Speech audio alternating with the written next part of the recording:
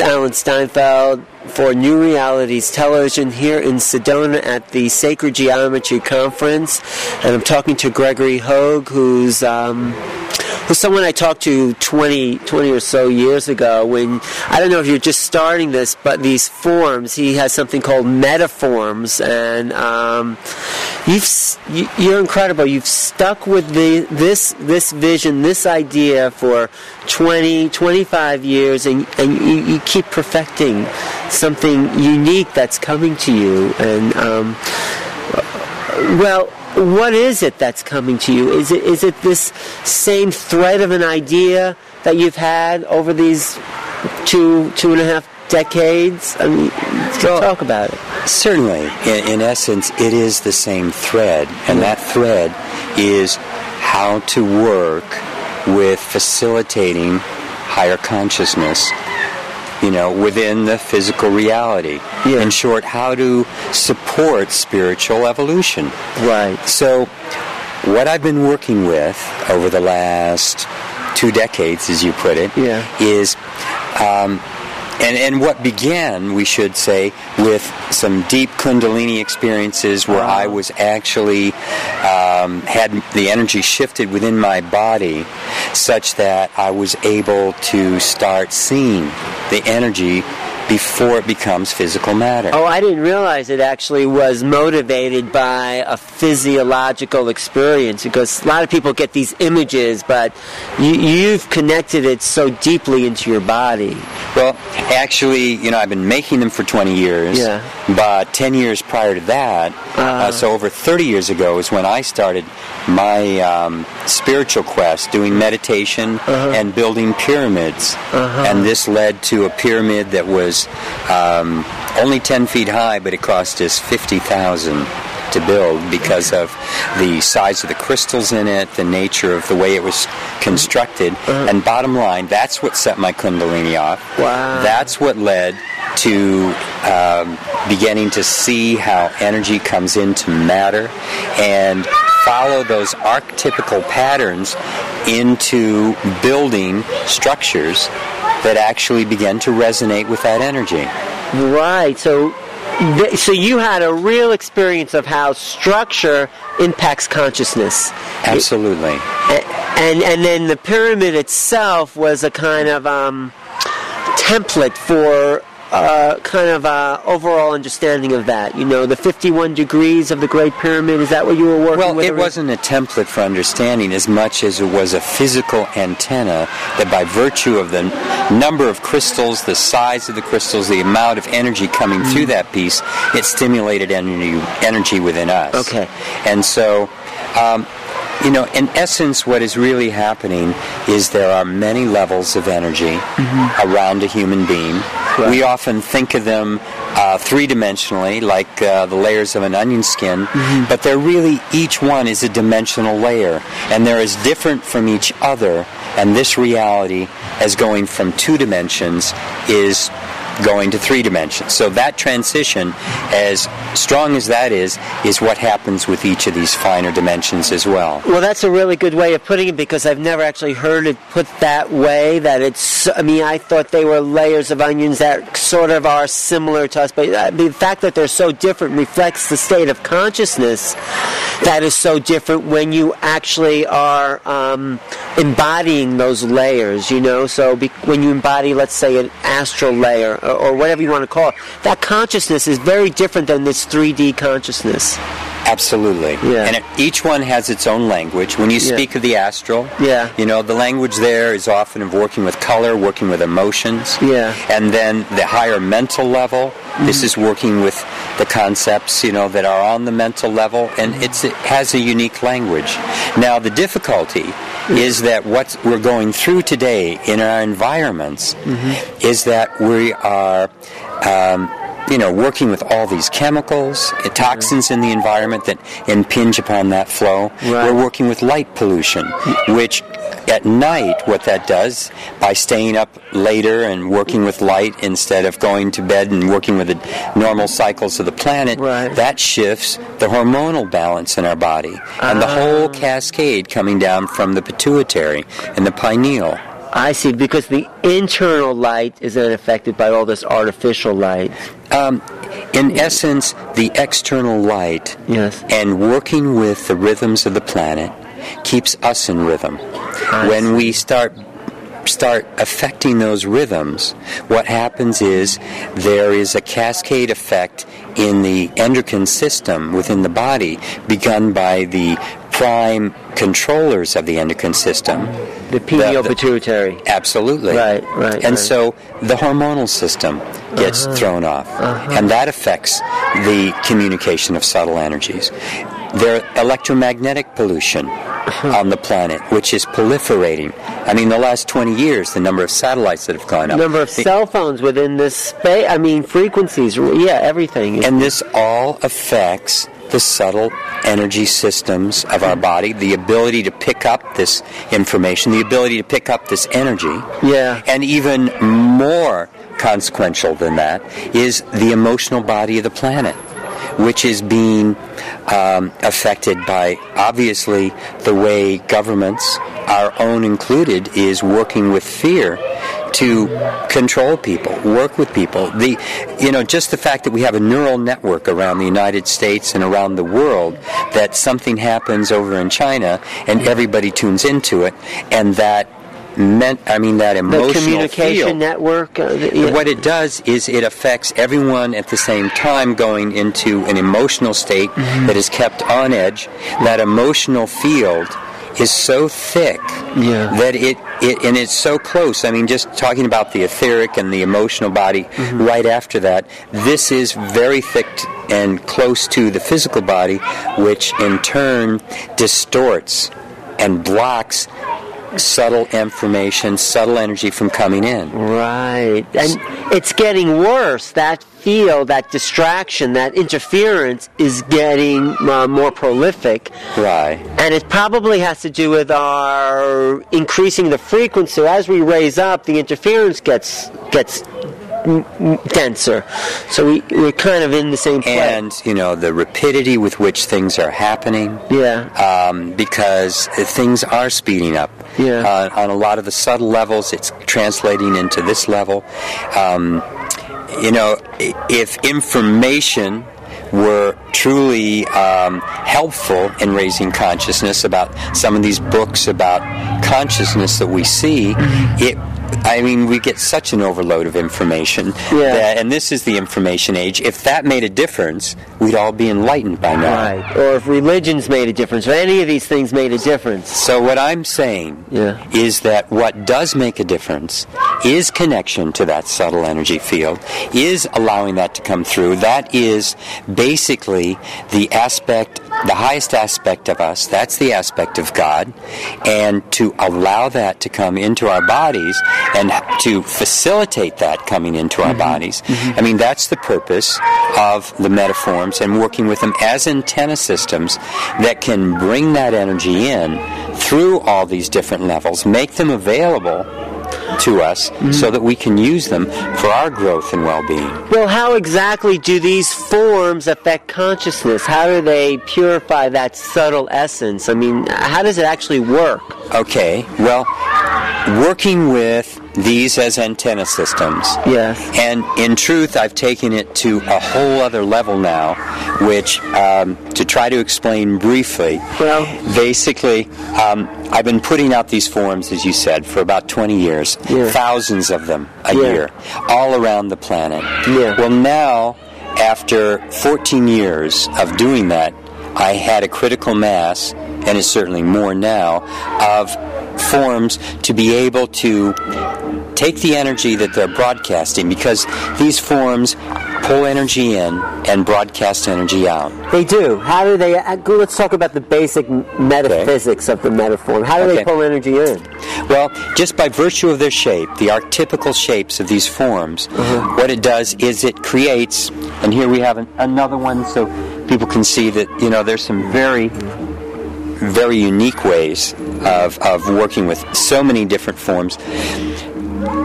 They actually resonate with energy, they create a coherence in an area by virtue of that energy that is attracted to them.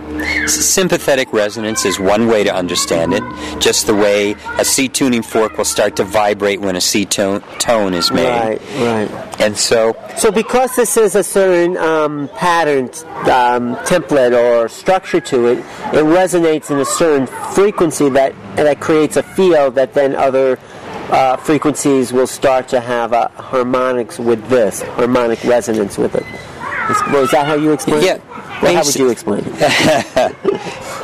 Close to the way you were. I mean, basically, it's resonating with an energy by virtue of its shape. That energy, in turn, when it is near our bodies, around us, and we've done tests with EEG machines and measuring galvanic skin response, and found that it actually starts to shift the way brainwave patterns work, the way the emotional patterns within the body, the way we start to work with our reality.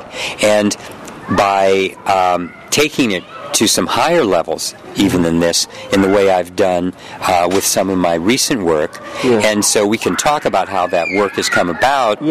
And then I can explain the ramifications of what that means to the experiential end of things, if you wish. I do. I want that. But just to clear up or make it clear for me, the fact that this is in my visual field. It doesn't have to be within your sight. Oh, it doesn't? It's not a visual metaphor. Oh. It's an energetic metaphor. Okay. I mean, we've done double-blind tests where we found that it affects people's energy fields and the energy flowing through their body, the information flowing through their mind, the way they interact with their realities. So they interact with a little bit higher perspective because they're pulled to a higher perspective. They're able to take themselves less personally. So, when you're able to observe yourself and not be so personally involved because of the level of energy you're working from, then, that is one of the first major steps in change for a positive good.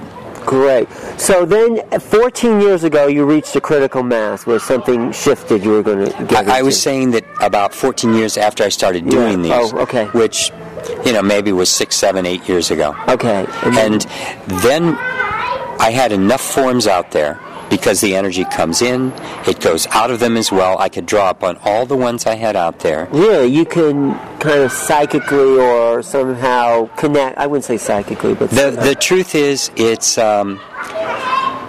just working on a higher level that allows me to start activating them. Okay. And a lot of it is intent. Yes. Because intent is so powerful.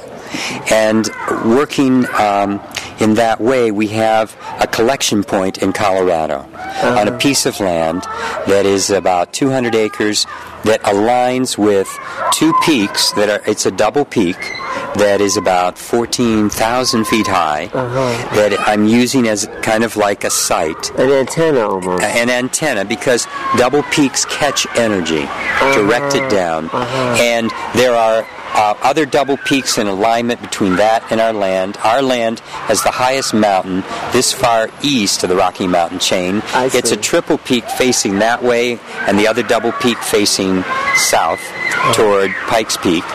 And we have a lot of these forms on a series of vortexes, 12 vortexes, that are coming down this mountain back. Now, when I said intent before, it's like when I first moved into this property in 2000, just starting to work with it, just from a place of intent. I just started thinking about it and planning what I was going to do. And what happened is we had about 5 lightning strikes at the base of the mountain, all happening within a clear blue sky without any storm at all, where what you see is physically happening when you're starting to move energy. The etheric field that's being moved has a very strong affinity toward water.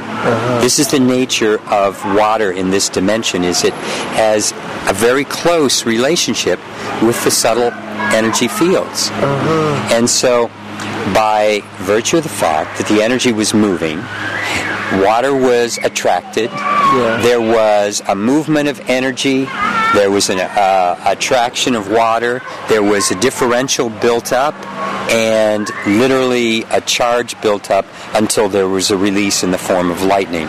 Beautiful.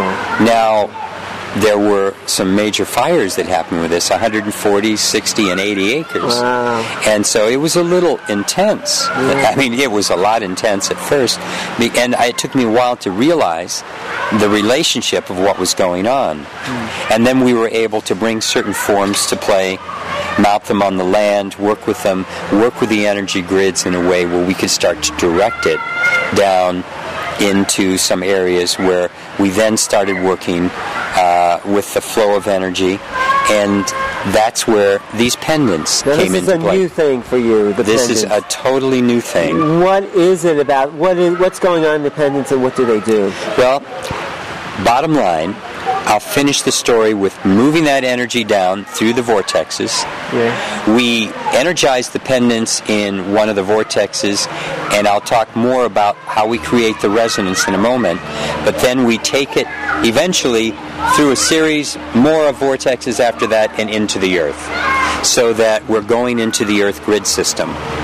And the Earth grid system, the one I happen to pick up, is very similar to this form, and that is, this is the acupuncture flow lines. I mean, the acupuncture points, the lines of flow of energy around the planet of On Earth. the Earth. And, on the Earth. And they're marked by key cities like the pyramids in Egypt or Machu Picchu and even Sedona. Right. Yeah. Right. And finding the Bermuda Triangle in relationship to the pyramids in Giza. So, Right. So, yes. Bottom line, we're able to put the energy into the grid system, and then what happens is it starts to flow around the planet in a way that people wearing these pendants can pick it up. Oh. Now, the pendants themselves, there's a whole new science that I've developed working with how to translate energy from third-dimensional objects like this into two-dimensional objects.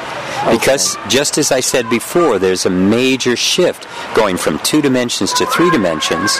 Well, energetically, it is quite difficult to get a 2-dimensional object to resonate with a similar energy as a 3-dimensional object. Right. And so, what I'm doing to overcome that disparity is actually to use the setups on the land, the antenna systems on the land, to broadcast energy such that these are transceivers. They are able, and they're actually built from circuit boards that have antenna systems inside as well as outside. Yeah. There are 2 poles to these magnets. Can you actually see that from there? Yeah. So this is one, and then the other face, when I turn it over, this is the other face. Now, one of these faces, when you have it toward your body, moves the energy down through the heart and through the emotional body and into the earth, and helps with grounding, helps with working with emotions, helps with that avenue of understanding. And then the other direction, when turned toward the body, moves the energy up through the crown and moves it in a way that is working with the mental body and is very mentally stimulating. So, like, that's the side toward the body, and so that's the side I have toward me right now when we're talking, because it helps facilitate that flow. So this is picking up energy from all the metaforms that are out there and from the land and sort of, I'd say, crystallizing it somehow. In essence, it's like the forms themselves are not broadcasting the energy. Technically, they're acting as waveguides. And what a waveguide is like the bank of a river, and the way it can hold the water, the flow of energy in between, and direct it. So they're directing the energy back toward the collection point in Colorado, where we're able to move it down the back of the mountain chain. This is a double-peaked mountain that has a very long, goes for 3 or 4 miles, 5 miles, kind of dragon's back, I call it. And then before we're able to tap off of it and go into the earth. And it also has to do with the consciousness as well. The consciousness of the individual is then elevated through wearing this, because they're actually picking up the earth energies that are kind of being transmitted. These are like antennas of... Actually, the energy they're picking up has nothing to do with the earth. The earth is simply the delivery system.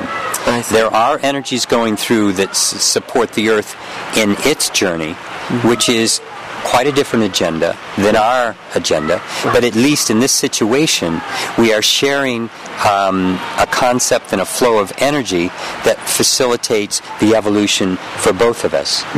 And yet the agendas are different, because I mean it's well known that we're not going to destroy the planet. We'll be long gone if we get to that point, because we'll destroy ourselves. So nevertheless, it's working to facilitate that energy flow on both levels. And it's also working because of your intent. You are sort of the genius or the person holding it together in a sense. You've established that. I'm the gatekeeper that has set it up, that allows for it to go through. Gatekeeper itself may be the wrong word, because once it gets flowing, I don't control who gets it or how, except by the virtue of the fact of them wearing this pendant. And even then, as much as they work with this as a tool, and when I say tool, it's like a hammer is something we're all familiar with, and yet if you give it to different people, some people will be able to build a house, and other people will smack their finger, or it's a totally unique thing, or the thing isn't unique, but what's done with it is a reflection of the skill of the person using it. So what could we do with this? Let's say we have one of these. What would you recommend we doing with one of these, or does it...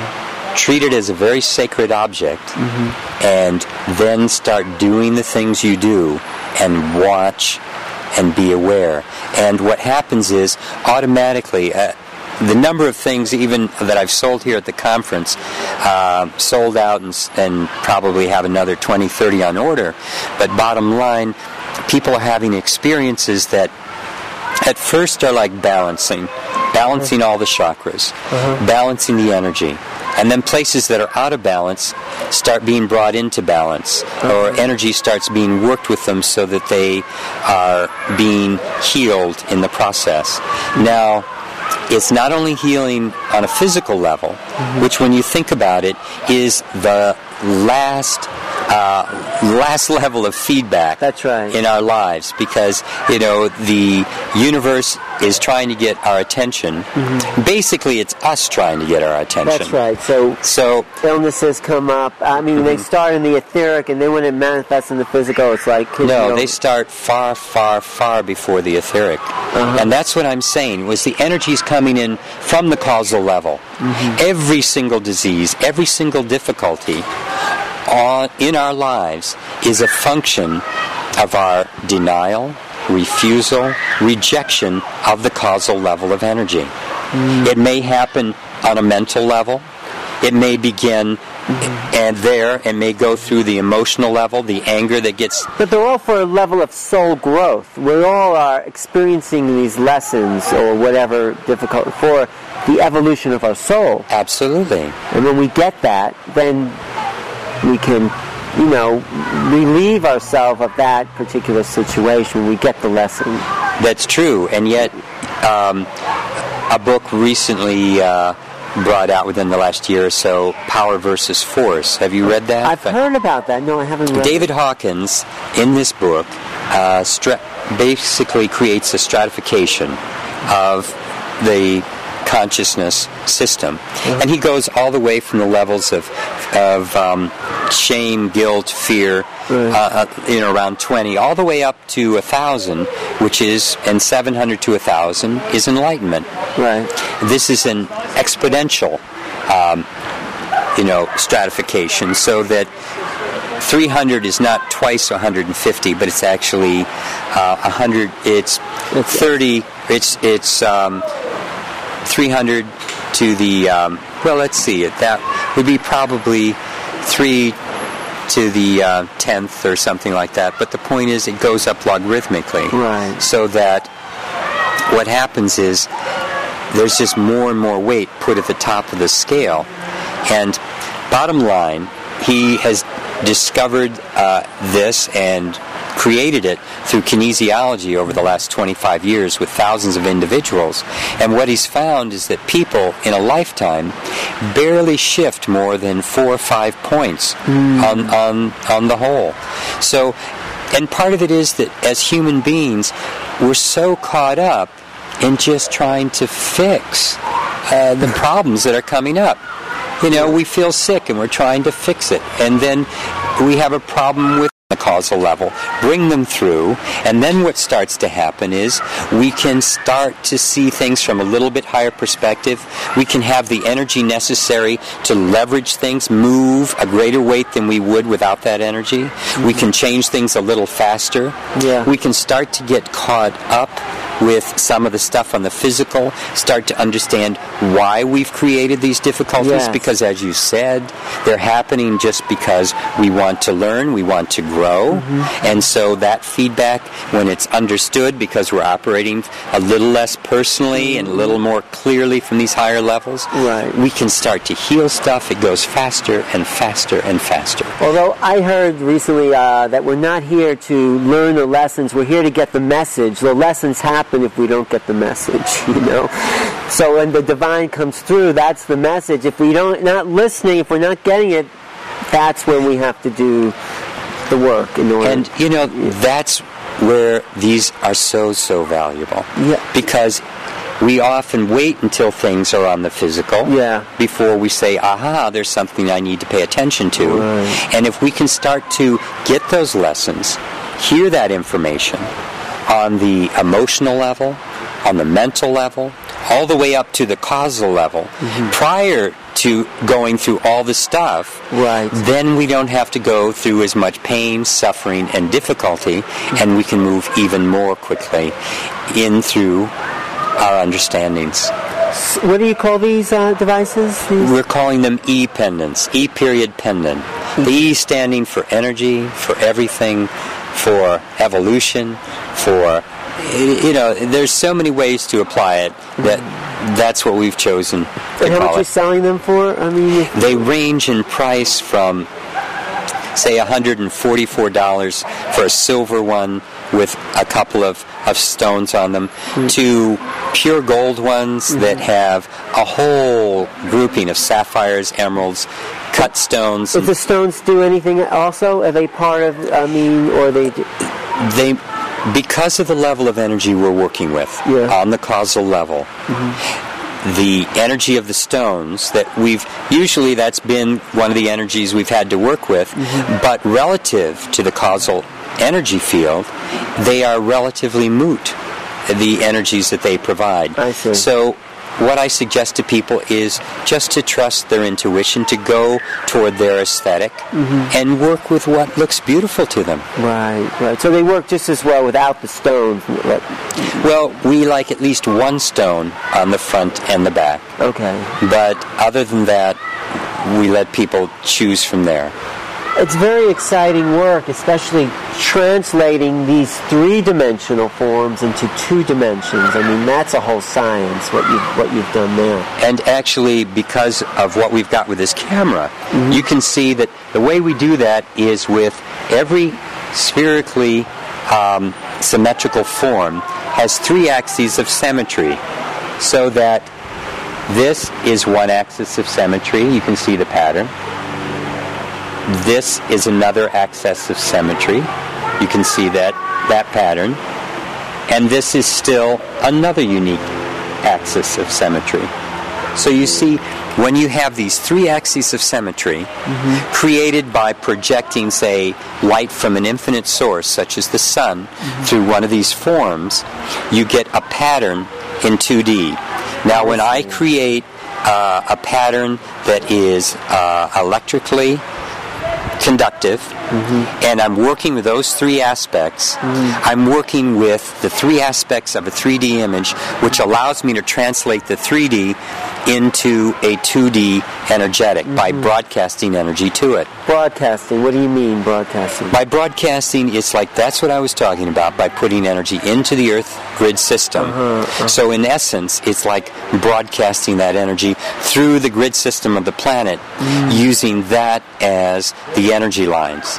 Now, naturally, like what we were talking about before, the difference between 2D and 3D, and then 3D to 4 and 5 and 6 and 7D. Yeah. So 7D, Yeah. the causal level, moving through the grid system of the planet, it's working in whole different dynamics than what we've experienced before in working with electricity going through lines or the frequencies coming down from satellites or radio antennas, whatever, which we think of as broadcasting.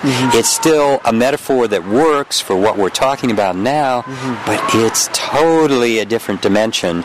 And one of the aspects that's totally different is there's flow there, and yet it is almost instantaneous. Like a quantum field effect. Absolutely. Yeah. Because in seventh dimensional reality, time, which is still viewed by us in two-dimensional reality, rather than even three-dimensional reality. Right. And there are a few people that are able to predict things, see things, and that's taking time out of the 2D and wrapping it over into itself in another way that's more free. Well, if you were just to spin this 3D thing, you would create a fourth dimensional object just by turning it, right? That's like becomes fourth dimensional. In essence, it's starting to impinge upon that area. So, I mean, because we have a different shape in the rotation of the field.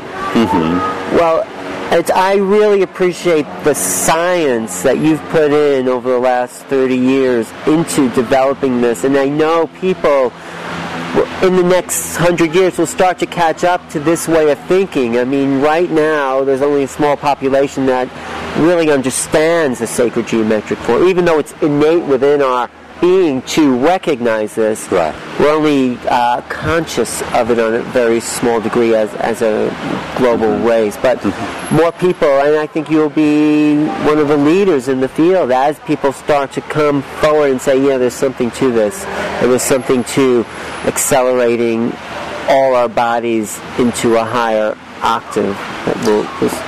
You know, it's amazing when you see that what it comes down to is something that's experiential.